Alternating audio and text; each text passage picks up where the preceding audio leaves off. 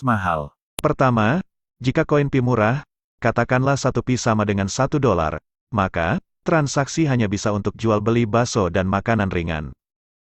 Tidak akan bisa mampu membendung permintaan pembelian logam, migas, hasil hutan, laut, manufaktur antar negara. Jika koin 1 Pi sama dengan $1, maka membutuhkan triliunan koin yang di-mining, sementara koin di-mining oleh pionir hanya 65 miliar saja. Dan, itu pun di lock up 90%, selebihnya dipakai buat transaksi. Jadi tersisa hanya 6,5 miliar koin saja. Jadi jika 6,5 miliar dolar AS dikalikan $1, maka akan ada transaksi maksimum 6,5 miliar dolar, maka, teori koin Pi Project jangka panjang akan gagal, proyek pun tutup. Ingat, visi Pi Network adalah, membangun orang biasa menjadi pengendali ekonomi dunia. Jadi, koin Pi gak bisa murah. Kedua, bagaimana jika koin Pi $100? Koin beredar asumsi 6,5 miliar koin, maka koin yang bisa dilakukan transaksi adalah hanya 650 miliar dolar atau 9.100 triliun rupiah. Sebuah perdagangan emas gold dunia mencapai ribuan triliun rupiah.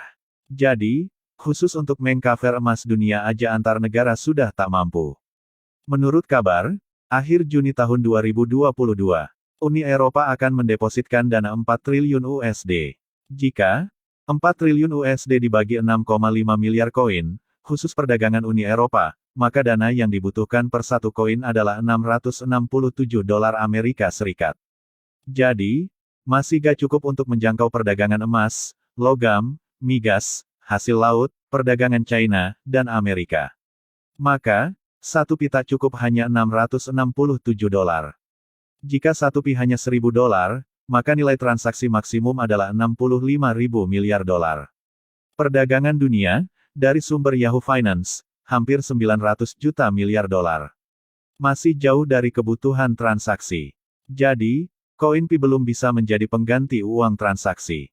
Belum lagi kebutuhan transaksi marketplace. Untuk sementara transaksi 900 juta miliar, kebutuhan perdagangan dunia secara umum. Tidak termasuk kebutuhan manufaktur, marketplace Amazon, Alibaba, dan sejenisnya. Jika 1 Pi hanya $1 seperti di awal, maka, Mr. Elon alias Elon Musk, bisa membeli semua koin yang kita mining. Elon Musk pengendali koin Pi. Sedangkan uang Elon Musk mencapai 2.200 miliar dolar. Maka dia akan menjadi dominasi koin dan tidak akan bisa desentralisasi harga. Semen rara pionir akan gigit jari. Bagaimana jika 1 Pi mencapai $10.000? Maka, nilai transaksi perdagangan akan mencapai 65.000 miliar dolar. Karena marketplace adalah awal pembentukan, ekologi perdagangan antar pionir, maka investor yang juga pionir supaya punya akun dan bisa beli koin dari pionir dengan menukar barang. Mungkin, masih wajar, kalau 1 Pi hanya $10.000. Namun, jika setelah open mainnet, nilai 1 Pi sama dengan $10.000, masih belum relevan. Mengapa? Karena target core team, koin Pi dipakai di semua lini bisnis. Harus bisa dipakai dari jual sayur mayur, sampai jual logam, hasil tambang, migas, hasil laut juga hasil hutan dan manufaktur industri ringan sampai industri berat. Maka, kemungkinan, harga koin Pi mencapai $100.000, sangat mudah. Ketimbang harga koin Pi hanya $1 atau $10. Artinya, 650 miliar koin Pi yang beredar, bisa mengcover 60% perdagangan dunia yang mencapai hampir 900 juta miliar dolar AS. Mengapa bisa terjadi? Karena di sini, semua pelaku ekonomi, baik dari industri baja, sampai industri rumah tangga luar ekosistem Pi Network akan membutuhkan koin Pi untuk menjadi alat bayar. Jika kurang koin Pi di market, core team masih punya 20 miliar koin yang akan digelontorkan ke market. Namun, angka $100.000, ini hanya akan terjadi, jika semua ekosistem berjalan dengan baik dan sudah sempurna dan semua pelaku ekonomi dari seluruh dunia mengetahui dan memakai sebagai alat tukar. Lantas, berapa nilai yang relevan dalam close mainnet? Menurutku, angka $1.000 sampai $5.000, masih bisa relevan, masih bisa diterima di pasar. Karena pelaku pasar di close mainnet adalah para pionir semua. Ada memang penambangan murni, ada memang investor sebagai penambang.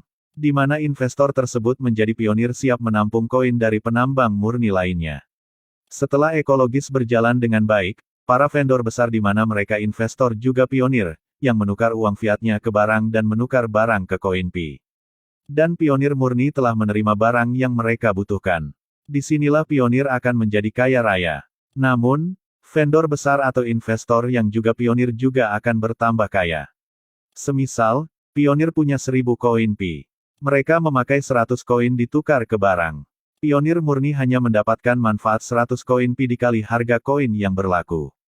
Misalnya $1000 per koin Pi. Maka, pionir sudah beruntung mendapatkan $100.000 atau sekitar 1,4 miliar.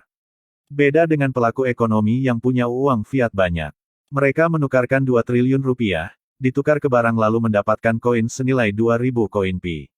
Dengan asumsi nilai harapan kelak, 1 Pi akan bernilai $10.000 per koin Pi. Maka, pionir yang punya uang 2T akan mendapatkan uangnya menjadi 20 triliun. Jadi, tetap aja si pemilik uang fiat besar merasa beruntung dibanding yang hanya ngeklik siang malam hanya mendapatkan satu mobil Alphard senilai 1,4 miliar. Namun, dari sudut pandang keberuntungan, kedua-duanya sama-sama beruntung. Yang miskin jadi kaya, yang kaya tambah kaya raya. Jadi, kira-kira inilah gambaran singkat buat dipahami, bahwa koin Pi harus di atas $1000 saat close mainnet. Namun setelah open mainnet, harga akan naik secara perlahan atau cepat. Tergantung kondisi dunia membutuhkan koin Pi sebagai alat tukar. Demikianlah gambaran tentang harga koin Pi, kurang lebih, dari pemaparan saya. Saya hanya berbagi dari sudut pandang ekonomi dari disiplin ilmu yang saya miliki.